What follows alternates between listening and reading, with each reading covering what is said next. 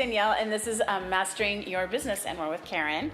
And we are going to talk about doing entrepreneurship and business in our 40s and 50s, right? Yes. Okay, I'm just... Versus our 20s. Versus our 20s, right? Because we were talking about this earlier, about when we start businesses in our 20s, we kind of have this openness to be able to fail and do all these things, and we hear about a lot of people doing entrepreneurship in their 20s and 30s and becoming great successes. Like, I built some code, and now I'm a billionaire, and I just turned 21. Like, those kinds of things. Absolutely. And you know what is so funny too is when we were in our 20s, Yeah. you know, we had all this energy and we could do it all. Oh, yeah. Or we thought we could. Yeah, we totally did. But now we're in our maybe 40s or 40s. 50s and it's not You quite take the 40s. same. You can run with 40s. Run with 40s, Karen. Just run with that.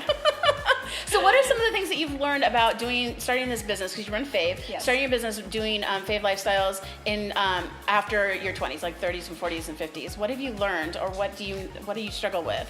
Well, you know, there's a lot of fears because I've never run a business before. Okay. And so I know that a lot of other women too are starting, they're in transition, they're trying to find purpose and passion and all these different things. And it's like, how do I do it? How do I start? And so there's all these fears that, you know, to face and, you know, like, how do I do it? How do I do business? Where do you start? Where do you even start? So Yeah. when you were starting, do you still struggle with that? Or are you kind of working your way through that and trying to figure all that out as you move along? Yeah, and kind of learn as you go kind of thing. But you run out of energy sometimes, so you have to kind of pace yourself. I think one of the things I learned, because I'm old, I don't want to do anything, but I've discovered that when I do the same things every single day, it becomes easier.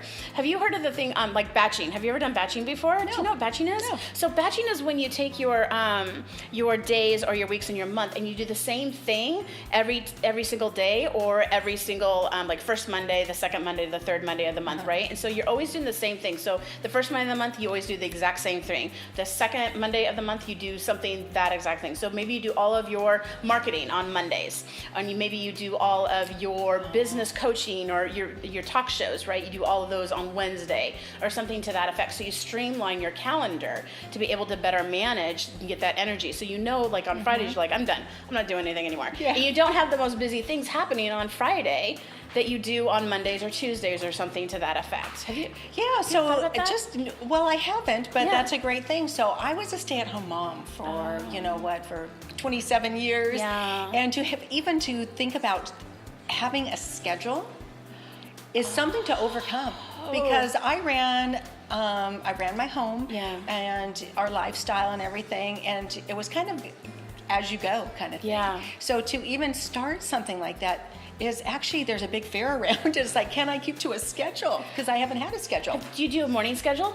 Do you do the same thing every morning? Do you do a morning schedule at all? No.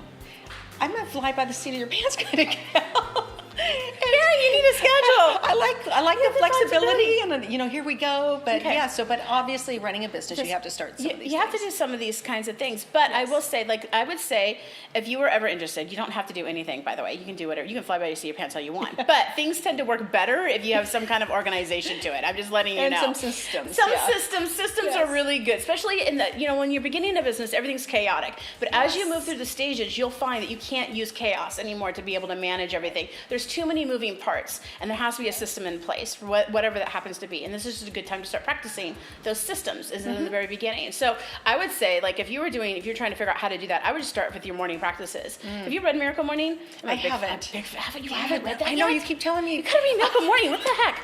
Okay, so basically, So girls, yes, you have to read that. Yeah. So Miracle Morning is basically you do these. He has 7 things I think that you're supposed to do. I don't do all 7, but you kind of get up. Like I get up in the morning and I make coffee, and then I sit there and try to get my eyes to open up, right?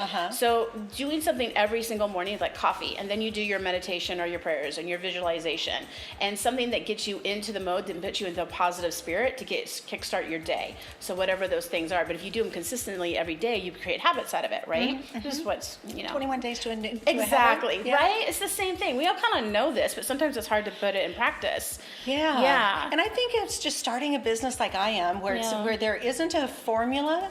or a format, well, you have to start writing down, okay, what are those processes and stuff. So, and that's one thing that you've been helping me with. Yeah. So it's like, I actually have to have some structure around it. It's hard to do structure when you are the fly of the seat kind of person, right? It's really hard to you want to go wing it and stuff like that, but you want to actually build long-term success. If you look at large companies and large organizations, they're usually created by dreamers. They're created by quick starts. They're created with people who have vision, and that's where you need to be. But the rest of us that are underneath of you are like, what do we do? Like, we run around like madhouse. So we need you to start guiding us on what we're supposed to be doing and what we're going to be doing, and then you just pass that information down to the second tier, and then they can create even more fuller structure around that. So maybe that's a good way for me to think of it too, is that it's not just me. No, it's not. That I have to create the structure for the people who are going to be working for me. Yeah. You just, and when you bring, here's the thing, you have an idea, and you bring them on board, right? And then when you hire that person, whoever that happens to be, so they come in, you give them an outline what that procedure is. You've hired an expert in their field, assumingly. I'm assuming you hired, and maybe you didn't, I don't know.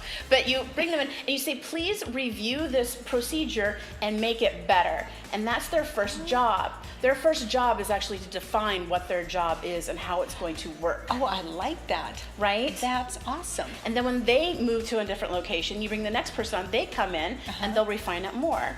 So when people take ownership over the procedure, if they create that procedure themselves and they own that job, they own that operation, then they own it, and that will move smoother, and it keeps going down and down and down. Fabulous. Yeah. So what are, just real quickly, what are some, just like 1, 2, 3 tips?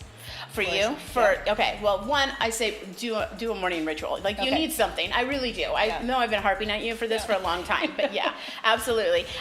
2, always look at your finances, which is a really hard thing for most of us to kind of wander through, but I'm a big fan of profit first. I'm a really big fan of like starting your business out really right and strong and solid financial goals. And when you pull in the system, accounting system of profit first, it immediately starts you up with making a profit at the very beginning. And so many businesses fail because they don't have money coming in. Right? And I think the final thing is really a mindset thing, which is really getting over, can I do a business at 40? There's all these 20-year-olds, these 30-year-olds that are making billions of dollars, and I'm not cool, I'm not hip, I'm not whatever's going on in your head, right? And moving it that direction. So I think those are my 3 things right off the top. Yeah. Awesome. Yeah. Well, how fun. I know, this is really fun. Yes, This we'll is have really to do good. it Yes, again. absolutely. All right, thank you.